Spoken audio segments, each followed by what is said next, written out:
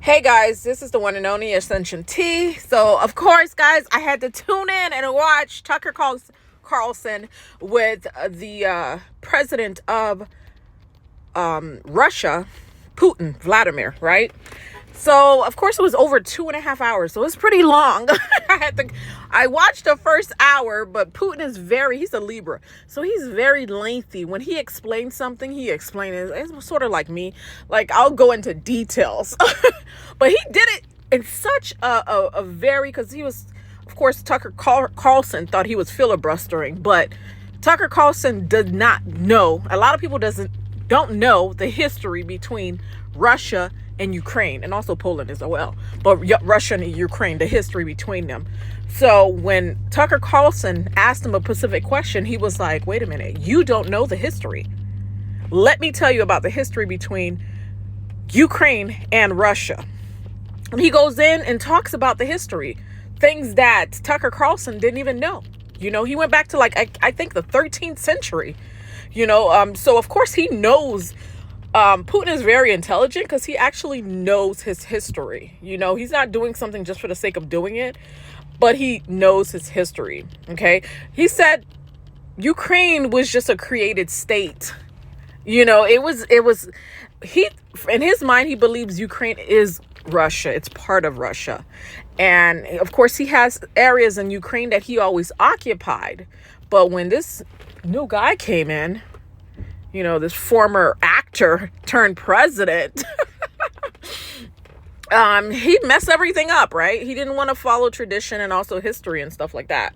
So what I get, and then also, this guy taught me a lot about the government, because I knew the president don't really have much power. They claim they do. They just put somebody there for the face of the United States. But as he was talking, he was like, he met with Senior Bush, when he was president. They talked about, okay, let's do this together. And he was like, yeah, sure, whatever. But when it came time to do it, CIA would respond back to him and said, no, we're not doing that. And then he would in turn speak with Bush, and Bush would be like, really, that happened? And he showed him proof. And he's like, okay, well, I'm going to do something about it. And nothing happened. So it seems like CIA undermines the president all the time, because he even talked about Clinton, where he said he talked to Clinton and said, hey, I want to, let's do a nuclear thing together and whatever, this and that. What do you think about that? He's like, oh, that's possible. We can do that. We can work together. And he's like, well, let me talk to my team first. He goes and talked to his team, of course, as part of CIA. What is it? Central Intelligence Agency. He goes and talked to them, and then he comes back. I guess they went to dinner later on that night. He's like, yeah, I'm sorry, that's not going to happen. I spoke to my team and they said no. So again, Clinton was the president at the time, and he really didn't have any powers, even though he said, yeah, it's possible, sure, but let me get with my team first. At the end of the day, CIA has all the powers, which is kind of weird to me. I thought it was Congress, but it's the freaking Central Intelligence Agency. And then he moves on and start talking about other presidents where he had conversations with. I don't think he spoke about Obama. No, he didn't speak about Obama. But basically all the presidents were undercut or undermined by the CIA. And then he even mentioned this thing where they had an agreement, the president and him. I don't know which president it was. And CIA, I think it was Trump though. I think it was Trump, because the way he said it, His example lives on. People who exterminated Jews, Russians, and Poles are alive. And the president, the current president of today's Ukraine, applauds him in the Canadian Parliament, gives a standing ovation. Can we say that we have completely uprooted this ideology if what we see is happening today? That is what denazification is in our understanding. We have to get rid of those people who maintain this concept and support this practice and try to preserve it. That is what denazification is. That is what we mean. Right. My question was a little more specific. It was, of course, not a defense of Nazis, neo or otherwise. It was a practical question. You don't control the entire country. You don't control Kiev. You don't seem like you want to. So how do you eliminate a culture or an ideology or feelings or a view of history in a country that you don't control? What do you do about that? А вот знаете, как вам не покажется странным, в ходе переговоров в Стамбуле You know, as strange as it may seem to you, during the negotiations in Istanbul, we did agree that we have it all in writing. Neo-Nazism would not be cultivated in Ukraine, including that it would be prohibited at the legislative level. Mr. Carlson, we agreed on that. This, it turns out, can be done during the negotiation process. And there's nothing humiliating for Ukraine as a modern civilized state. Is any state allowed to promote Nazism? It is not, is it? That is it. Ведь нет, правда? Вот и все. Will there be talks, and why haven't there been talks about resolving the conflict in Ukraine? Peace talks. Они дошли до очень высокой стадии согласования позиций, сложно. They have been. They reached a very high stage of coordination of positions in a complex process, but still they were almost finalized. But after we withdrew our troops from Kiev, as I have already said, the other side threw away all these agreements and obeyed the instructions of Western countries, European countries, and the United States to fight Russia to the bitter end. Moreover, the President of Ukraine has legislated a ban on negotiating with Russia. He signed a decree forbidding everyone to negotiate with Russia.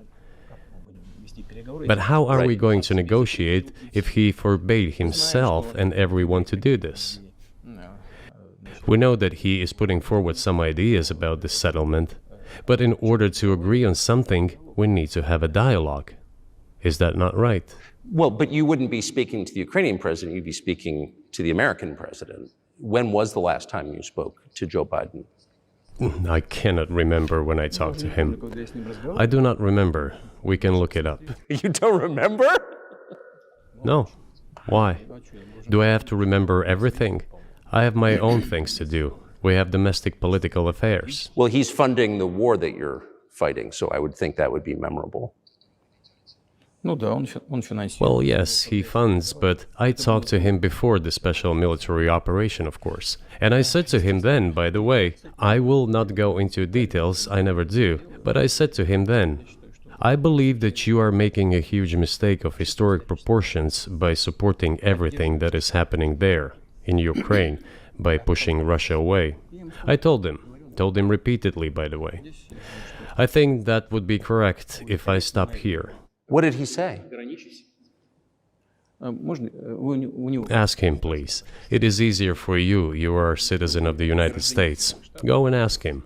It is not appropriate for me to comment on our conversation. But you haven't spoken to him since before February of 2022. Нет, мы не разговаривали. Но у нас есть. No, we haven't spoken. Кстати говоря, Certain contacts are being maintained, though. Speaking of which, про мое предложение. do you remember what I told you about my proposal to work together on a missile defense system? Yes. Да. Вот можно спросить у всех. Они же You can ask all of them. All of them are safe and sound, thank God. The former president, Condoleezza, is safe and sound, and I think Mr. Gates and the current director of the intelligence agency, Mr. Burns, the then ambassador to Russia, in my opinion, are very successful ambassador. Они все свидетели этих разговоров. They were all witnesses to these conversations. Ask them. Интересно, что ответит. Same here. If you are interested in what Mr. President Biden responded to me, ask him. At any rate, I talked to him about it. I'm definitely interested, but from the outside, it seems like this could devolve or evolve into something that brings the entire world into conflict and could initiate a nuclear launch. And so why don't you just call Biden and say, let's work this out? А что решить? Все очень... What's there to work out? It's very simple.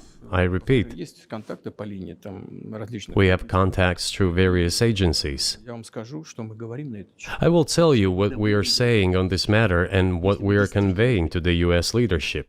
Боевые. If you really want to stop fighting, you need to stop supplying weapons. It will be over within a few weeks. That's it. And then we can agree on some terms. Before you do that, stop. What's easier? Why would I call him? What should I talk to him about? Or beg him for what? And what messages do you get back? You're going to deliver such and such weapons to Ukraine? Oh, I'm afraid, please don't. What is there to talk about? Do you think NATO is worried about this becoming a global war or a nuclear conflict? At least that's what they're talking about. And they're trying to intimidate their own population with an imaginary Russian threat.